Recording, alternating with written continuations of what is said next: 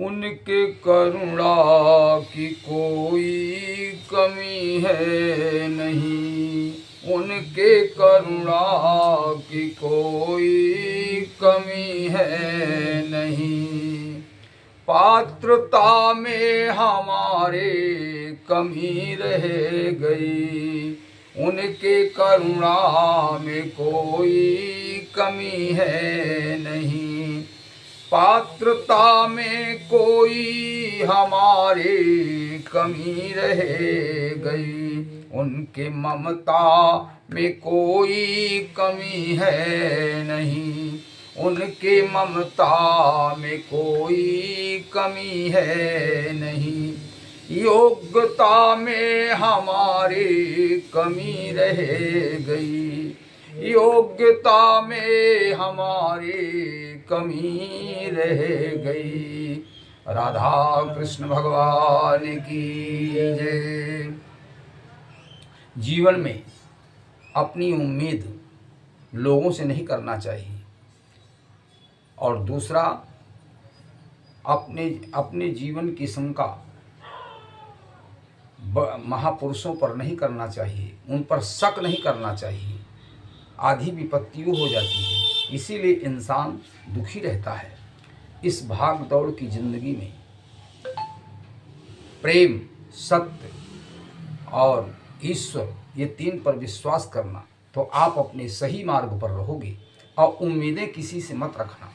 जब आप आदमी उम्मीद रखता है और पूरी नहीं होती, तो वो उस दुख में हमेशा पड़ा रहता है।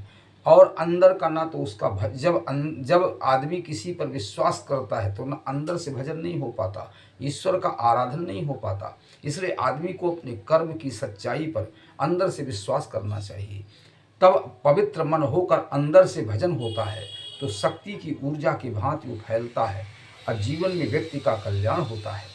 महाभारत में लेख आता है, महारानी सुलभा अपने पति विदुर से कहती है, स्वामी, भगवान श्री कृष्ण से मेरा सच्चा प्रेम है, क्या हम गरीबों की इस झोपड़ी में भगवान श्री कृष्ण का पदार्पण होगा? ऐसा उम्मीद जताती हैं महारानी सुलभा, और उम्मीद जताते हुए बोलती हैं कि मेरे घर में एक दिन भगवान जरूर आएंगे। अभी हमारे अंदर के सच्चाई और प्रेम में कुछ कमी रह गई है। ऐसा सुंदर भजन कर रही हैं और अपनी उम्मीदों को पेश कर रही हैं। इसीलिए सच्चे इंसान को चाहिए कि जब घी जलता हो तो उसमें घी डालना चाहिए, जब दीपक जलता हो तो उसमें घी डालो। और घी जैसे कि इंसान अच्छा है तो उसकी कद्र भी करो, मरने के बाद भी और जीने के बाद भी।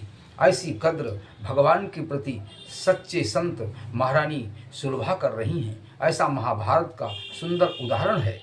और यही उदाहरण लेते हुए महाभारत के 14वें पर्व में महारानी गांधारी भगवान कृष्ण से शमशान घाट में प्रश्न करती हैं। जब 100 पांडवों का वध हुआ, सती होने के लिए महारानी गांधारी चल दिया, तो महारानी गांधारी कह रही है, हे भगवान कृष्ण, ऐसा हमने कौन सा पाप किया है जो अपने पुत्रों का वध देखकर हम स्वयं इनके ऊपर सत्यवान होने जा रहे हैं।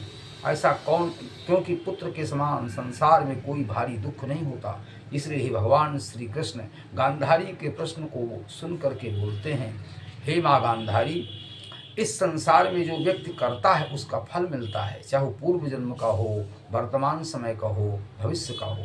आपका भूतपूर्व गड़बड़ है। आप कुछ वर्ष पहले आपने किसी की अमानत को भक्षण कर लिया है। अंग देश के राजा के राज्य में दुष्काल पड़ता था, वो अपनी 100 कबूतर को लेकर के महाराज धरती पुत्र राजा धृतराष्ट्र को देकर गया है। जब उसके राज्य का अकाल पानी नहीं गिरता था, दुष्काल पड़ गया था, इसके कारण राजा धृतराष्ट्र के यहाँ वो अपनी कबूतर को अमानत रख के गया। और जब उसके राज्य का अकाल दूर हुआ तो लेने के लिए आया, तो तुम्हारे पति ने कह दिया कि वो तो सब मेरे तोड़कर पंछी उड़ गए। उसी समय महाराज वो गरीब अंग्रेज के मंत्री ने कुछ नहीं कहा, लेकिन परमात्मा की आँख खुली थी। जो उसने कर्म किया था वो कर्म का में 100 पुत्र कबूतर बनकर उसके घर में ब्रह्मा ने भेज दिया, वही उसके 100 पुत्र हुए हैं, इसलिए तुम्हें इन कर्मों का भुगतान करना पड़ता है। ये उत्तर महारानी गांधारी को भगवान कृष्ण ने दिया।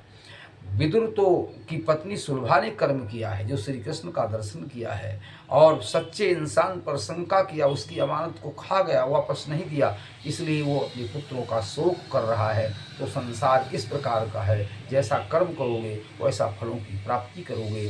तो इस भाग दौड़ संसार में सत्य, प्रेम और ईश्वर तीन की पहचान अपने जीवन में कभी नहीं भूलना, तो आप पुण्य के भागी बने रहोगे और आत्मा में परमात्मा का प्रवेश ही बना रहेगा।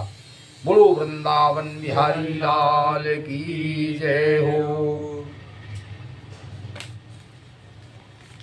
सद्गुरुदेव भगवान की जय।